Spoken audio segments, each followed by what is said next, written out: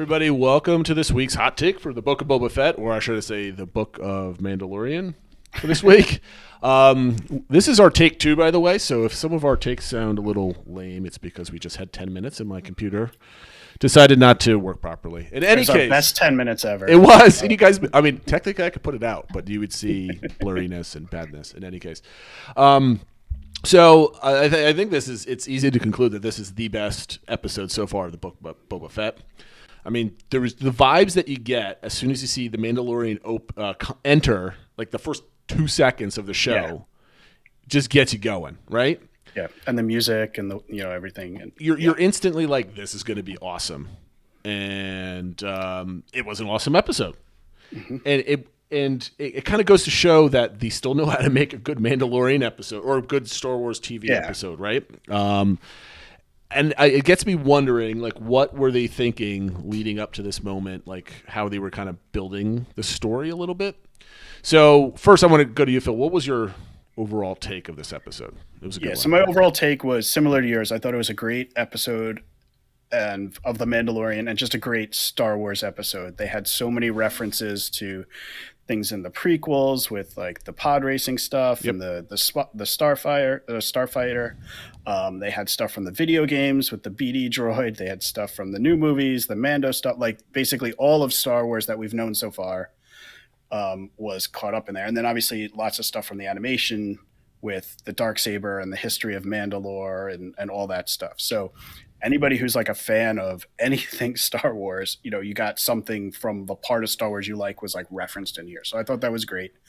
How it fits into the Book of Boba Fett, I don't know if it's just more like the first 4 episodes were the Book of Boba Fett and sort of told his journey and how he got out of the Sarlacc pit and stuff like that. And now we're kind of kickstarting Mandalorian season 2.5 or whatever. Right. But, this was definitely a fun episode. Lots of good humor, lots of good music and touches and stuff like that. So, yeah, it was really enjoyable. Well, I mean, let's talk about the future here because, you touched upon it. I had a speculation towards the end of the program where I said the whole crime lord type of story, it was just kind of like a fake thing, right? Because we've never seen any teasers past last week's episode. Correct. Right? The last one was the crime families sitting together, right?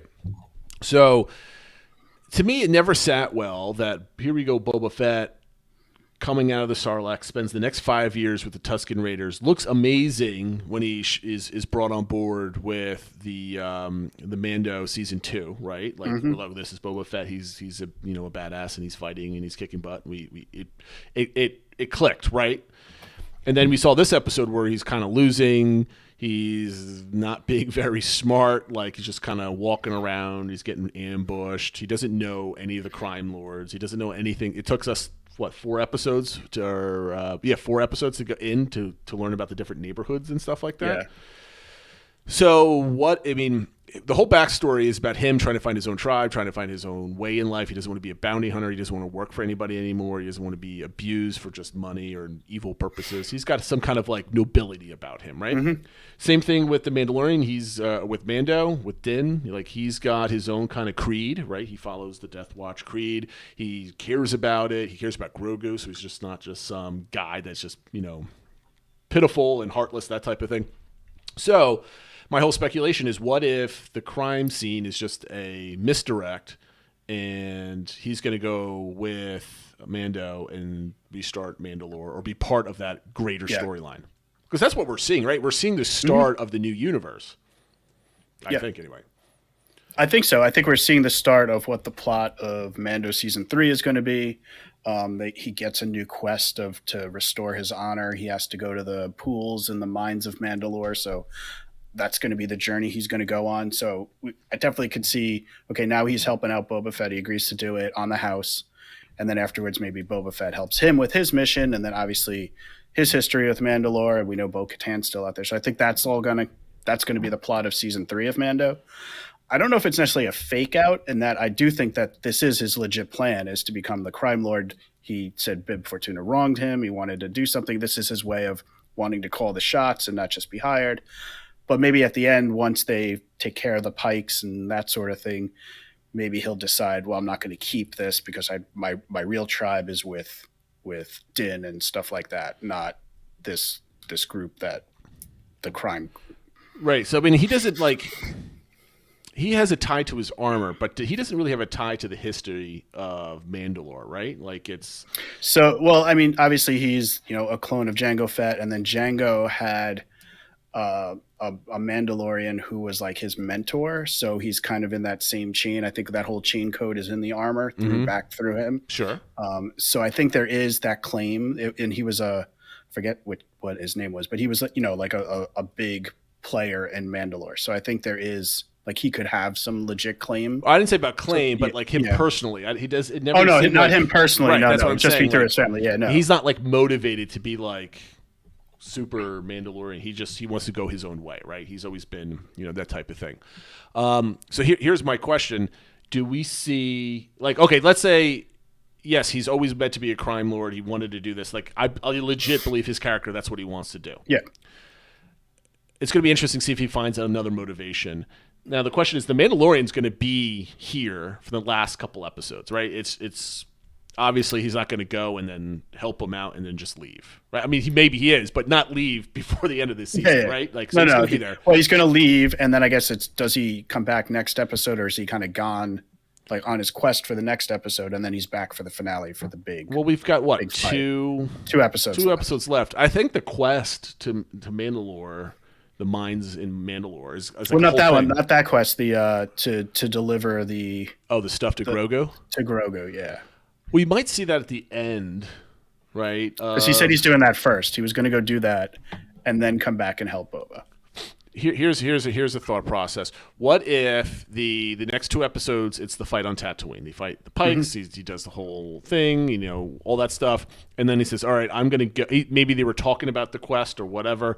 He goes and wants to go deliver to Grogu. Something happens. Maybe he brings him back. Maybe whatever.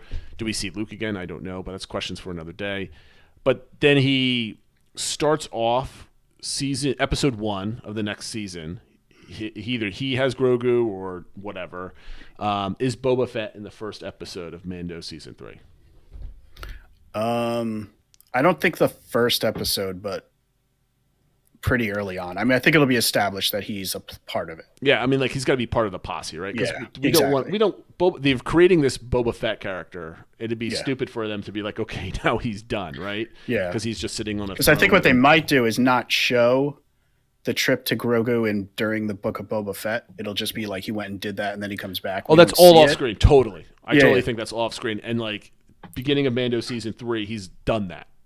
Or that's the first episode. Like it's kind of almost like they show that to go visit Grogu as the first episode of Mando season 3, and then they kind of jump ahead. Unless they plan on using Grogu as a character again, I don't think they show it too much, unless it's like him just finishing up and he's saying goodbye or something like that. It's like the tail end of that, and we can go see him with the retaking. Like now they're all right, because we're going to be jumping ahead. I have a whole list of talking points. We're just jumping all over the place. So we saw Mando gets his bounty in the first couple of minutes. He goes back to the really cool Halo-looking ring planet thing, whatever, which is really awesome. That's like pure Star Wars right there. I loved it. Another thing I mentioned, the costumes in this episode were absolutely fantastic. More so than the previous couple episodes, but I don't know if it's just because it might just been the specific ones they showed, but just a lot lot of the effects looked stood out better. It looked like they had a bigger budget for this episode or something. Than the previous. So he gets there, he turns his bounty, he finds his clan. There's just the 3 of them left. The Smith or the Armor Smith or whatever. The Armorer and then Paz Vizsla. Yeah. So they have a duel. The guy is basically his family is the one that forged the blade. He wants to go duel for it because we know the rules. If you duel, the only way you can hold the dark saber is if you duel for it and win it in combat. He does it and he loses. She asks him if he ever moved his helmet. He said yes, and then says, you need to go to the mines of Mandalore. And the most amazing thing was we actually saw the picture of the Purge, which has only been like told or described in major the Night media. of 1,000 Tears or whatever. She goes through the whole history of the Darksaber, but then also of Mandalore, what happened. And I was not expecting that. I thought that was absolutely amazing. The visuals. I mean, that could have been like a whole movie, right? Like, that would have been awesome. And it looks so much more dramatic than any of the foreshadowing we saw in like Clone Wars or anything else like that. That was great. But I think that's the part that kind of jumped out at me is like, that has nothing to do with the Book of Boba Fett. Like that is so important to Din and what's going to happen to him. And, you know, they call this the Book of Boba Fett, not Mandalorian season 3 or whatever. So some people could think like, oh, it's just a side story. I don't need to watch that. Like you're going to have seen this before you see Mandalorian season 3, or you're going to be pretty confused. Well, that's the thing. If it's the Book of Boba Fett, maybe this is like the turning point where he goes from bounty hunter crime guy with zero honor and just does it for like the kills to somebody that's, you know, maybe the tribe that he's searching for is the Mandalorian tribe and the lore. I mean, that's what I was going with, right? Like it's, if you're going to resurrect his character, Boba Fett sitting as a crime lord correcting like protection bounties, like that's boring, right? Like, do you want to take this, like, granted, Boba Fett's never been like a awesome character on the screen, right? It's all in comics and fan fiction and video games and stuff like that. So he has never had like major storylines, right? They've all been fleshed out randomly. So you have all that lore and that history. Do you just say, okay, and he lived for happily ever after, like in Tatooine on like a smaller town that has a mayor that he's collecting stuff? Yeah, no, that's a good point. Right? Yeah. Like that's like you made that doesn't seem like a fitting end of his journey. Like it could be part of it, right? Like it's a transition, right? Yeah. I mean, if I were doing things right now, thinking about this, because I had no idea that they were going to be I thought I had no clue what season 3 of Mandalorian was going to be without Grogu and that whole quest. But if they try to make it something larger, like, you know, whatever, that is all. Like I am psyched for that. I'm sure it's all over YouTube. People are commenting on the history or the future of what's to come with all the Star Wars shows. Now I'm thinking like, how does everything tie in? Like we got like the Obi-Wan Kenobi show coming up, but I mean, as much as I love that and can't wait for that, I'm like, that's not taken away from this story that's about to unfold type of thing.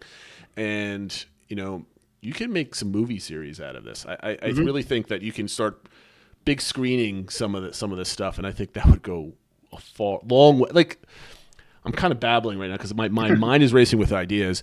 Like they want to learn from the Marvel Cinematic Universe, right? They want to start making a bigger property instead of just having like Iron Man 1 through 3 leading to like the Avengers, right? And all the whole like kickoff of everything. They're using Disney Plus to do that potentially. And then maybe it's not Jedi versus Sith or Empire versus Republic. Maybe it's like the Mandalorian. Maybe it's the cultures and the area and like maybe they create like a kingdom or a empire of Mandalore. I don't know, right? I'm like, but that's an interesting like 10-year arc, right? They didn't talk about Mandalore at all, I don't think, in the sequels, right? No. So we have like no idea what happened there. Nothing happened in the sequels. Yeah, well, I mean, granted, like, okay, they blew up some planets in the first one. That was awful, and it crippled the New Republic. The First Order was basically in a sector of the universe or galaxy, right? Like they weren't widespread.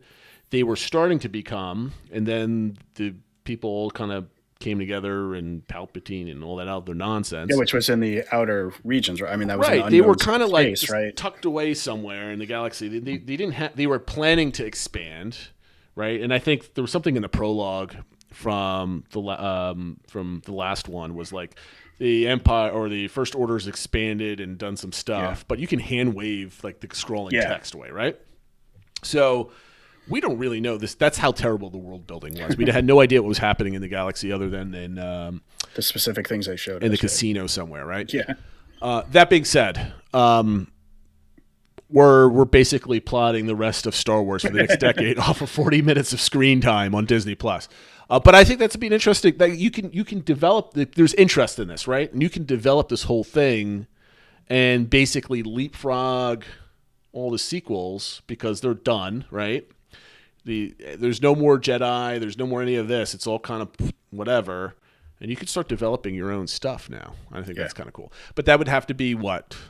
Where are we timeline-wise? Like, that's 20 years in the future from Mando right now? No. 25? Oh, from Mando, yeah, like close to 30. Because I think Force Awakens was 40 years after Jedi, and now we're like I thought 5 it was 30. or something. Okay, never mind. 30. Yeah, but yeah, it's just like make a 25 difference. to 30 years after. Couple decades. Multiple decades. Yeah. So I don't know how that fits. Anyway, there's a lot of room to kind of build some stuff up. Yep. Let's see. So he has to go to the pools and do something. So we found out his new quest. That's going to be at least the first half of the next season. I hope they stretch that out because I think that's a really cool goal. We're seeing some prophecies being played in. Everybody loves a good fantasy story with prophecies, whether it's Lord of the Rings or Wheel of Time or Game of Thrones, right? So people love that type of stuff. That's good. And a couple other little fun things in here. I know you've seen a bunch of this, like the Easter egg type of stuff. Yeah. So why don't you go through some of the stuff with like Beggar's Canyon and the ship and so all I mean, when he got the ship built, which was obviously it was an N1 starfighter, which was one of the starfighters from Naboo, so that was in the prequels. But they were going through Beggar's Canyon, and also you see womp rats, which Luke talks about how they used to shoot womp rats, and but the Beggar's Canyon was also where the pod racing scene from episode 1 went, and you can actually see there's a ramp that you can see where in episode 1 Anakin took his he crashed through a fence to go up the ramp and go, so you can see the fence is still smashed. They never fixed the fence from that. So let's see what's some other things we learned, that Jawas are very furry. Which I guess we didn't know about that. I liked how a human was speaking Jawaese or Jawa or whatever, however you say it. I thought that was kind of neat. One thing that I did see was the meat that they were in the opening scene. You can't really tell what it is from the hanging slabs of meat, but in the artist concept art at the end, there apparently were nerfs. Which, if you so when Leia calls Han a nerf herder, so they were nerfs. Okay. If you ever wanted to see that, the other thing, which I guess it isn't necessarily an Easter egg, but we saw, he asked her to turn the Beskar spear into something for a foundling, specifically for Grogu, because she says, Beskar's not supposed to be a weapon; it's just supposed to be armor. And she makes it into, we just see little rings, so it kind of looks like chainmail. That's my first guess. Yep. So one theory I saw was that he gives Grogu the chainmail armor, which is made out of Beskar, and so if he's still with Luke at the school later, when Kylo Ren takes over, he's able to survive because of the Beskar chainmail he's wearing. So, I don't know. Okay, well, you know what? That's fine. Maybe he wakes up in some rubble or something else like that, and lives there for the rest of his days as a young Yoda creature. And then at the end, he's got his ship, he's testing it. He finds the X-wings that are just doing there, just don't really care about the major crime lords. It basically gets pulled over by the cops, everybody here fixes up their car. Joyriding. Yeah. What do you think about the ship, right? It's basically a hot rod, right? I mean, definitely Filoni's we need to make this like Lucas because he loves, hot rods. He loves his hot rods, yeah. So I think the interesting thing is, and you mentioned it while we were watching, it's he's a bounty hunter. Where does there's no cargo hold. There's no sleeping quarters. Where does he put his bounties and stuff like that? Now, maybe that's done on purpose because he needs to move beyond bounty hunting, just like Boba Fett needed to move beyond bounty hunting. And so now his ship doesn't really allow him to do bounty hunting or something like that. So maybe it's just going to be the symbol of that versus, just falling back and getting another of the same ship. Yeah, but now he can't bring his companions along with him, right? That's a one-person ship with a little droid compartment for Grogu. Assuming that's airtight and you can actually go in there, right? Other than that, I mean, there's so much. This felt like a real Star Wars episode. This is the first time this whole season, and I don't know what it is. It's basically anytime that you have Star Wars on a planet somewhere, it doesn't feel like Star Wars for whatever reason. You need some space travel, you need ships and stuff like that. Right. Well, that's why Hoth worked, because it was a space base on the planet of Hoth, and that's why Battle of Endor didn't feel like whatever, but you still had the space battle happening above it, so it was enough to kind of be it's part of that type of thing. And while Tatooine is great, I don't really care about the inner workings of a local gang that's going up against a multi-planet, crime syndicate type of thing. So I'm happy that they chose to go in this direction. I completely love the whole thing. I mean, it gives me hope for the rest of the season, because at least we'll get some really awesome fighting. We got basically Boba Fett not acting like an awesome bounty hunter Boba Fett person and kind of him struggling. So maybe we'll start seeing some good fights. Now I'll leave you with this last question: Does Din Djarin keep the Darksaber, or somehow Boba Fett get a hold of it by the end of this season? Oh, in the I don't know, this season, next season, if he's I think at some point he does, or at the very least they duel for it, or there's like claims made to it. I don't know if it happens, in the next 2 episodes. That might be part of season 3 of Mando. I think that conflict comes up. Do we think we know who the true wielder of the Darksaber actually is that's going to reunite Mandalore, the prophesied one, or is that person not on screen yet? Basically, is it Boba Fett, is it Din Djarin, or is it Bo-Katan? Or, the other person that it could be that we haven't seen in live action yet would be Sabine Wren, right? Who's had it before. She could. Is she rumored to be in one of these episodes? Yeah, she's supposed. I don't know about this episode, but she's rumored to be in the Ahsoka series. Right, but she's been cast and stuff like that, so she could pop up. Right? Do you think Ahsoka's going to interchange with the Mandalorian plotline? I think it's definitely all in the Mandoverse, and I think there will be. I'm going to say crossover. I think there'll be crossovers. I don't think it'll be as I don't think there'll be an entire episode of Ahsoka that's just the Mandalorian or whatever, but I think there'll be some crossover. Yeah. Okay, because that's the next thing. Like how you have all these Star Wars shows coming out, and that was problem when Disney bought Star Wars. They started making just random stories, which are great, but they weren't tied together, right? So now we've got Mandalorian, 2 seasons of Mandalorian, a half a season of Book of Boba Fett, and we're seeing how they're tied together. Hopefully they remain tied, and this is not just like a one-off type of thing. No, I think they are. Yeah, and I agree with that. Ahsoka could be doing something else, right? So she's searching for Ezra or Thrawn or however you want to phrase it, right? She's got her own mission going. Is that story? How does that story basically kickstart the future of Star Wars? Because that's got to be what they're doing, right? They're laying bait. They're not just telling her story and that's it, right? She's too important of a character, at least in the cartoon, and hopefully they can bring her to greater popularity within the cultural zeitgeist or whatever you want to call it.